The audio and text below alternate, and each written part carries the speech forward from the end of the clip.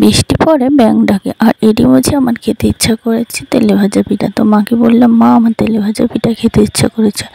তো মা বললো, তো সে বৃষ্টির মধ্যে আমি কোথায় চাল করতে যাবো, তো তোকে আমি আটা দিয়ে পিঠা বানিয়ে দিই। তো তখন আম্মু আমাকে একটা নারকেল ভেঙে দিয়ে গেলো আর বললো, এটা তুই কুড়িয়ে নিয়ে আমি আটা নিয়ে আসি আর চিনি নিয়ে আসি।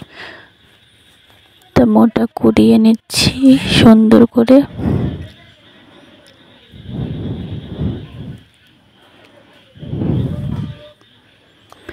আর যারা আমার চ্যানেলে নতুন অবশ্যই আমার চ্যানেলটা সাবস্ক্রাইব করে দেবেন। অবশ্যই ছোট বোন হিসাবে তোমরা আমার ভিডিওগুলো দেখলে আমি অবশ্যই খুশি হব।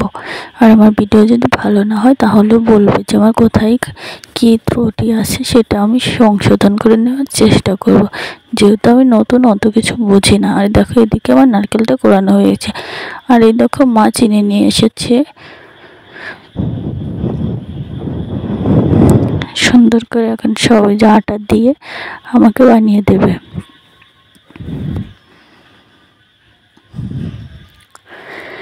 হ্যাঁ, তোমরা আমার ছোট বোন হিসেবে অবশ্যই আমার চ্যানেলটা সাবস্ক্রাইব করে দেবে প্লিজ।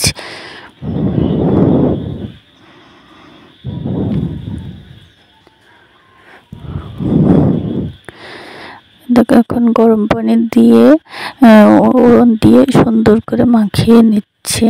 আর এর মাঝে নারকেল দিয়ে দিয়েছে।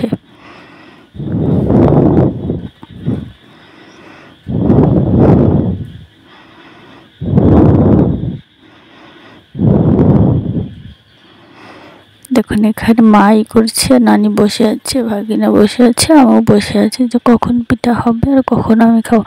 ততক্ষণ আমরা চিপস খাচ্ছিলাম আর মজা করছিলাম। এই দেখুন আমি মায়ের ঘাড়ের উপর দাঁড়িয়ে আছি, কখন হবে আর কখন খাবো। সেই ছোটবেলার কথা কি মনে পড়ে কারো?